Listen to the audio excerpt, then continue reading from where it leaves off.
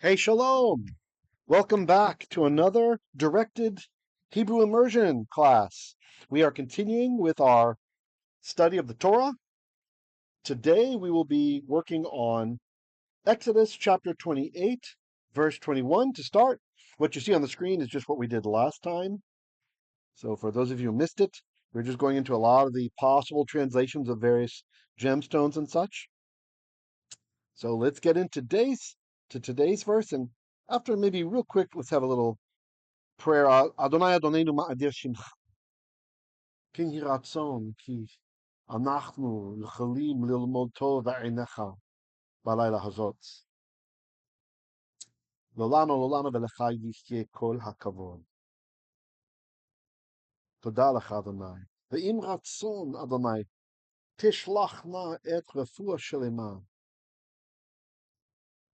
al kol asher shoma'im et kol yachshav. B'zchut Yeshua HaMashiach. Okay, so here we are, verse 21. And it says, V'havanim tihyeina al shmot b'nei Yisrael shteim esreih al shmotam. Okay, v'havanim. Ve, of course, is and.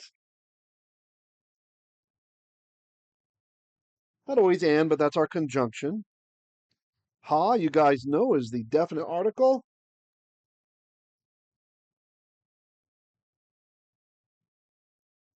And notice it's a comets here because we cannot put a dagesh in the aleph. Aleph will reject the dagesh. So we have a long vowel, comets here, instead of the short vowel, patach, in case you're wondering what's happening with that. Then we have a plural, avanim. The im ending is a masculine plural or so-called common plural.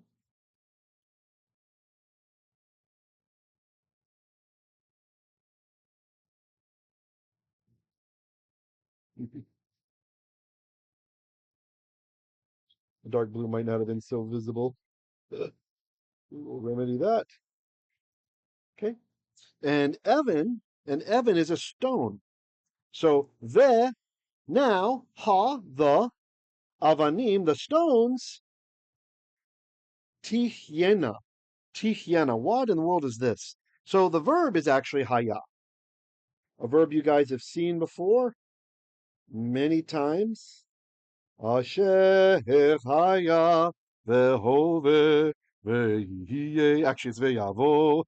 I ended up conjugating the verb, but that's not what the song actually says. It's not who was and is to be. It's who was and is to come. The yavo, or a more traditional song, Ve'yavo, ve'yavo, ve'yavo, Mashiach, Mashiach, Mashiach. Ya, ya, ya, ya, ya, ya, ya. Ve'yavo, and he will come. Then he comes. So haya, that's our root. It's a little hard to recognize because of this form of the verb. The verb has some affixes to it that I'm going to show you. The tav at the beginning.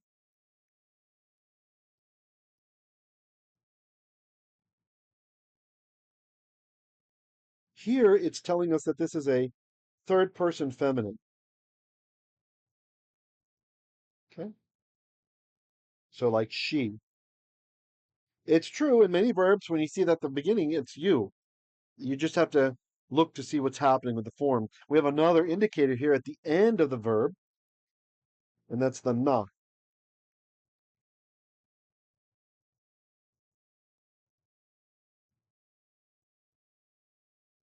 So together, this one makes it plural.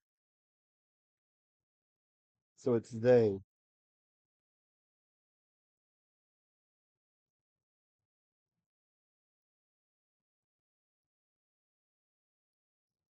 So ve, and, or then, or so, ha, the, avanim, stones, tihyeina, they feminine. Stones, just stone, even though it looks like it's a masculine ending, stones are feminine. Most of the time. Tihyeina.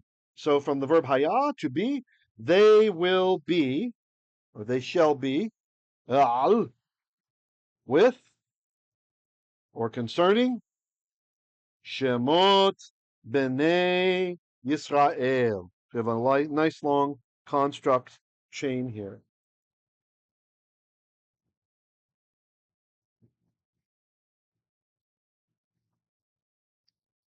Shemot is the plural of shem. We actually have a book of the Bible called Shemot. We're reading it. Exodus, but not because that means Exodus. Exodus is Yetziat Mitzrayim, the going out of Egypt, right? Shemot means names because that's how the book starts, right? That's how we name our ancient Hebrew books, just based on the first couple of significant words that the book starts with. Also useful for sections because we didn't have chapters and verses originally. That's why if someone tells you that, well, the most important mitzvah is the Shema, Hear, O Israel, the Lord your God, the Lord our God, the Lord is Echad, and the Ve'ahavta, and you shall love Adonai your God with all of your mind, i.e. heart, etc. Well, that's true. But it's also very likely that if an ancient rabbi from a couple thousand years ago answered this question, what is the most important mitzvah? And he answered in one place, Shema Yisrael, Hashem Elokeinu, Hashem Echad, Ve'ahavta et Hashem Elokecha b'chol levacha v'chol nafshecha, etc. And in another place, he just says, Ve'ahavta et Hashem Elokecha b'chol levacha. Doesn't say the Shema part, right? What's happening is a scribal tradition, since we didn't have chapters and verses, referring to that entire pericope, the entire section. When you understand this scribal tradition, as I first learned from an essay from Rabbi Dr. Fisher from Florida, an essay of his I read maybe 20, 25 years ago online. That means that the rabbi who answered that this is the most important commandment, he's not being misquoted by the two different people writing this account down. It's actually that the entire section is being stated. Although I think Fisher was talking about Psalm 22. Well, I'm applying it over here to the Shema Ve'ahavta. So that means that, for example, when Rabbi Yeshua answered and said what the most important commandment is, he's saying that whole section. So the whole section is, so the commandment's not just love God, and then let's say you have your feelings. It's, and these commandments, you shall talk about them all the time. When you're walking around, you talk about them, you think about them, teach them diligently to your children, write them on your doorposts, think about it when you lay down, when you get up, etc. All that stuff is, quote, the most important commandment. That makes a lot more sense than how it comes across in translation. Just love God, okay? Love God, okay? Okay. Like, it's not the whole thing. The most important commandment is a subsection that tells you to do all of the commandments. Now that makes sense. Nothing controversial there. The most important commandment is a commandment that says to do all the commandments. All right. So, Shemot, that's why Exodus is called Shemot, because this section starts with that. So Shemot, so when you're interpreting these ancient scriptures from a couple thousand years ago and older, we always need to think not just about the language, but about the social milieu in which it was written, the immediate audience. We are not more important than the people who received the text in those days. We're not necessarily less important, but it was directed to them, and it was to them to pass down the meaning. So we need to understand the scribal traditions and such of those days for proper exegesis. Otherwise, you're doing eisegesis, trying to put your modern world view onto the text, and that doesn't work. All right, so Shemot B'nai Yisrael. So Yisrael is definite, so it's going to put its the-ness over on all of this. I'm your the-ness, I'm your fire. What's your desire? Sorry, couldn't help myself. Couldn't help it. So what I'm saying is Israel is definite because it's a name. It's like saying V on something. So that definiteness gets imparted. Okay. So usually in translation we have to add these then. So shemot is going to be the shemot, the names of the b'nai, children of, that's from banim, children of Israel. And again, don't say sons of Israel. People always, some, especially older translations, they want to say sons of Israel. And uh, this is one place where you actually can say sons of Israel. But what I mean is, in general, don't get used to every time you see Bnei Israel, it meaning sons of Israel. Here it does. Here it does. So let me just bite my tongue for a second. But usually, Bnei Israel should be translated the children of Israel because it's inclusive of men and women. Right? Here it is the actual names of the sons of Israel. So yeah, okay, that's correct. But in general, when you see it, it's the children of Israel. So just be aware of that. Otherwise, you get into trouble when you're counting people and stuff like this, or other issues when it's a commandment for everyone and you're just saying sons of Israel. That's kind of a mistake. All right, continuing. Shteim. Shteim. This is two. Esreih. 10. 210. 210. So that's 12. That's just how we say 12. Shteim or shteim esreih. 210. Al corresponding or with shmotam. Shmotam, it's in construct because it has a suffix being added to the end. So the that's they or their. I'm just going to write them so you can see how it works if you think about it simply as constructs. So shemot, same here as it is here, names of them, names of them. Just sounds weird in English and many other Indo-European languages, so we'll say their names. So with shemotam, their names, or the names of them. Okay. Pituchei chotam. Here we have another construct chain.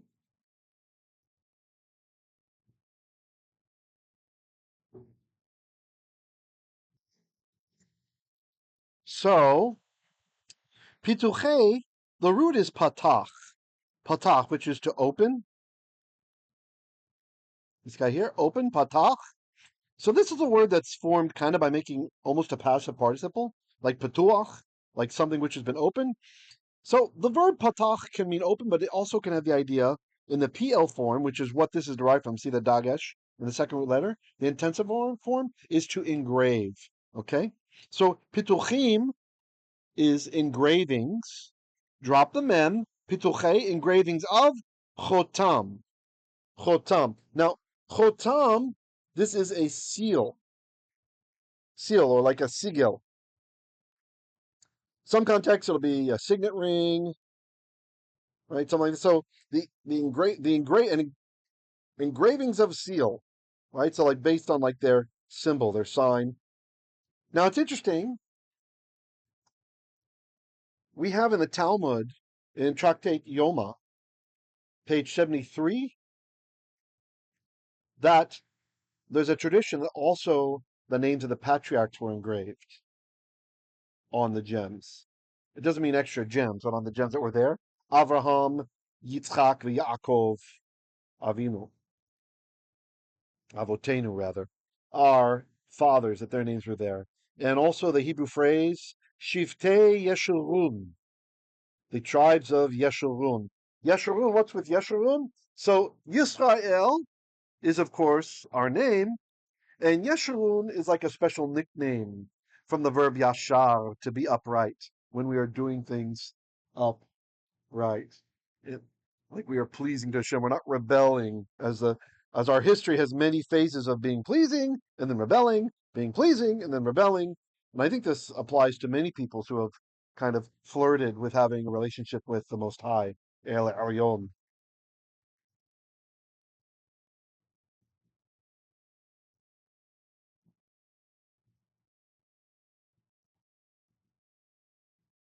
Well, there's also, hmm, I think there's, I can't remember where this is. I think there's a minority opinion that instead of Shiftei Yeshurun, that it was Shiftei Ka, like the tribes of Hashem. Yah being Hashem's nickname, which is embedded into people's names. All right, let's continue. Ish al shmo. Ish al shmo. Ish. This literally means man, but oftentimes it's got the idea of like each one. You'll see ish and you'll see isha for like feminine objects to mean like each one or one another, right? Something like that towards their neighbor and such. So probably here it's like each, al, near, or with, shemo, shemo, the shame of O. So it's construct, the name of O. And again, I'll be hyper literal. I'll put him. So name of him, Shem of O. That's Shemo, that's his name. Like we say, Baruch Hu, Baruch Shemo. Blessed is he and blessed be his name. In some of the synagogue prayers in the Siddur, when we hear Adonai, someone says Adonai, like the cantor, will say something like, blessed be Adonai, right? Or blessed is one who's blessed. And or they'll say, when they say Adonai, we'll say, Baruch Hu, Baruch Shemo, blessed be he, and blessed be his name. Shemo, his name. Tihyeina, and of course this is the same as we have up here. Tihyeina. They shall be, right? Remember, it's feminine, plural. The na makes it plural. They shall be lishnei asar shavet. And I think I skipped something. Oh, okay. Yeah, I didn't count after smotam. We don't have to be legalistic about it, but pituchei chotam ish al shmo tihyeina lishnei asar shavet. Not being legalistic, I just felt like I wanted to. So, all right. They shall be lishnei asar. So we have another construct, chain,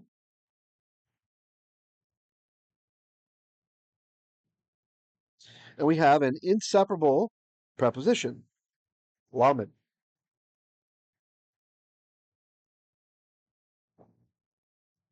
for,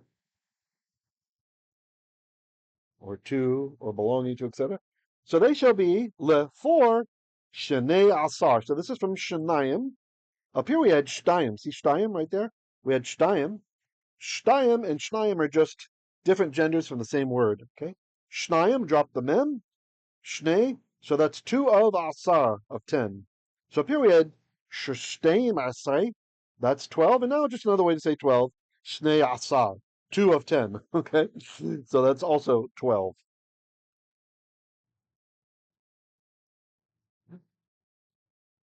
And then the last word, shavet, is actually shevet. But because of the saluk here, that vertical bar, don't confuse it with meteg. This bar you'll only see on the last word in a verse. Okay, so if I saw it over here, it's not a saluk, it's something else. Okay? So it elongates the short vowel segul into this long vowel comments here. All right? Because of the way that our ancestors memorized the text, imagine they're kind of rapping and they hit that last word really hard. Same thing over here with the etnachta. This also causes lengthening. Okay? And that means tribe. 4, 12 tribes. 12 tribe, literally. Okay, any comments or questions? I was going to go live, but I decided to pre-record it because I'm worried about internet issues. Hopefully this is coming through okay. If it's not available to you in the Premiere in 4K UHD, don't worry. It just takes YouTube a while to process it sometimes. If you're watching on a big device like a TV or something, you'll be able to see it more clearly later. Just give them a couple hours to process it. All right. Okay, let's do another verse. I might have to go a bit more quickly on this one because yeah, that took some time. Why won't that erase? What's going on? What are you doing? There's a stroke I want to get rid of there. There we go. Different strokes for different folks. Here we go. If you're new to the channel, please leave a comment. Would love to hear from you guys. And if you like the work we do, please consider joining my Patreon community. It's listed below, patreon.com/Hebrew literacy. You can sign up for a monthly donation, or there's discounts if you want to pay for a full year. And we've got extra videos and stuff like that available for donors. And it helps us to, well, stay alive, to keep this ministry afloat. Okay, so let's keep going.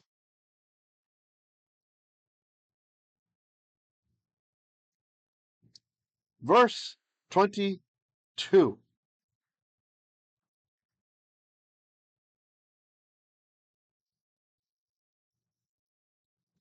Okay. ועשית על החושן שרשot gavlut מעשה אבות זהב טהור ועשית. So עשית is from the verb עשה, ayin, sin, hey, and the hey has gone away. We are just left with ayin and sin. So the verb asa, we have that here on, on our Hebrew words of the day. You can check, or in my shorts list. It's to do or to make. The ta at the end should remind you of the word ata. You. Right? Ata reminds us of ata. Ata. You.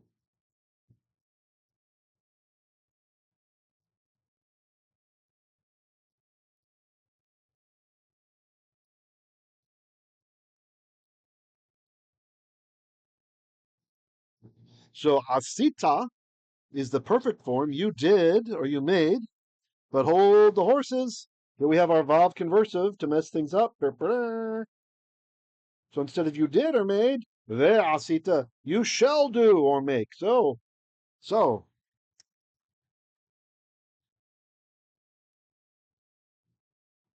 then or en, asita, you shall make, al upon, hachoshen. Ha, of course, being on the hachoshen.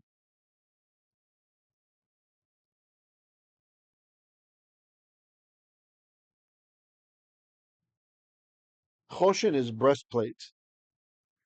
Always makes me think of the breastplate of righteousness. Okay. Remember the Choshen Mishpat? That's the full title of it. The breastplate of justice. But we have a synonym in Hebrew, tzedek. Tzedek means justice, and it means righteousness. Because in Hebrew, it's the same thing. Righteousness is applying the Torah, right? That's what it means to be righteous. It's application of the law, proper application of the law. Okay, now we have a construct chain. Better hurry. I want to make sure I can get this uploaded. Wrong color.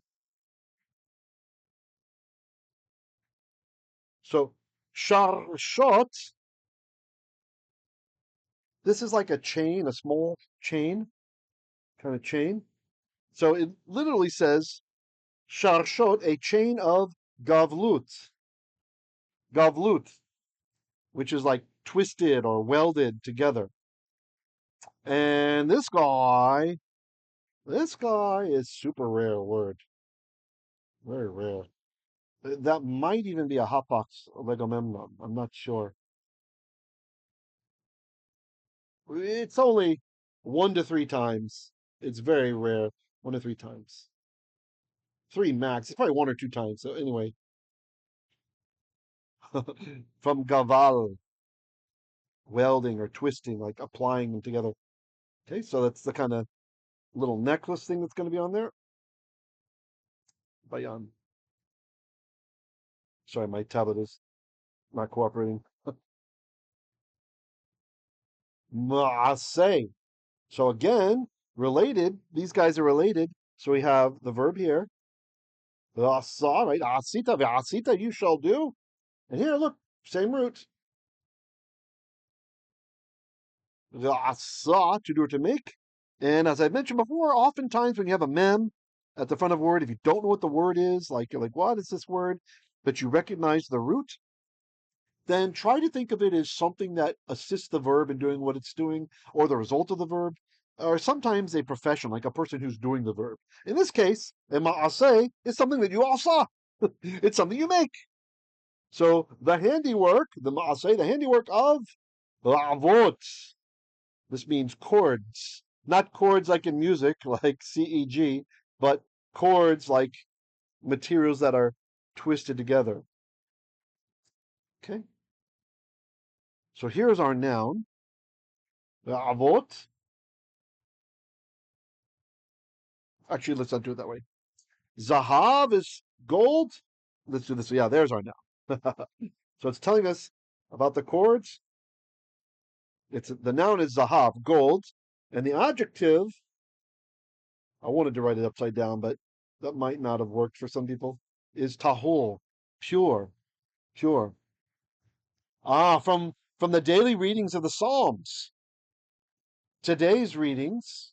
Today is a Tuesday. Today's readings have Psalm 51 in them, and in that psalm it says, "Lev tahor bara li Elohim, the ruach nachon chadesh bekirbi." A lev tahor, a pure heart, a pure mind. Bara, create li for me, O Elohim, and a correct spirit renew within me.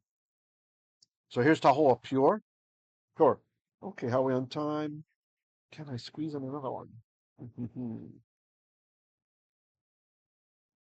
Nope, I think it's smart to leave it like this. I want to make sure it has time to upload. Better to not stuff it full of verses and then you can't get the lesson in time than to, right, overdo it. And there we go. And if it ends up being, I think we're about 30 minutes or so. So hopefully you guys have enjoyed this immersion. I should be there with you in the comments section. And if you missed the premiere, please drop your questions or comments down below, and I'll be happy to get to them as soon as possible. May you be blessed always in your reading. If you haven't discovered our Hebrew words of the day, I'm going to start adding some more of those.